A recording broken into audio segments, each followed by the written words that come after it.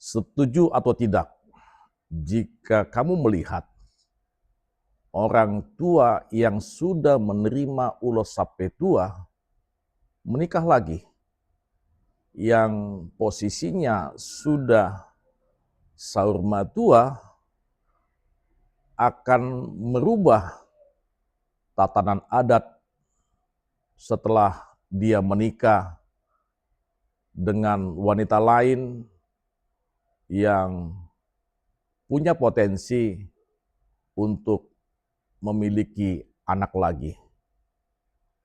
Pertanyaan yang kedua, jika dia memiliki anak, apakah orang tua yang sudah memiliki gelar saur matua ini nantinya, jika dipanggil Tuhan, apakah perlakuan adatnya akan tetap menjadi saur matua atau berubah? Memang kita tidak tahu umur manusia, tapi semuanya juga akan berakhir dengan kematian. Alana hamatea do parhitian laho manopo Tuhani.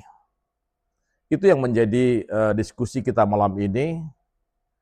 Apakah si orang tua atau keluarganya sudah memikirkan produk adat apa yang terjadi jika si orang tua ini memiliki kembali keturunan dan keturunannya akan membuat acara adat jika dia meninggal dunia tidak sama seperti ketika dia menjalo ulos sape tua.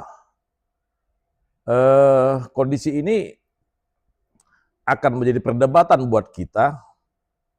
Yang pertama, tidak ada yang boleh melarang dia untuk menikah lagi sepanjang dia masih sehat dan keluarganya menyetujui. Dan memang pihak keluarga juga mengadakan adat yang sama dengan tatanan adat Batak.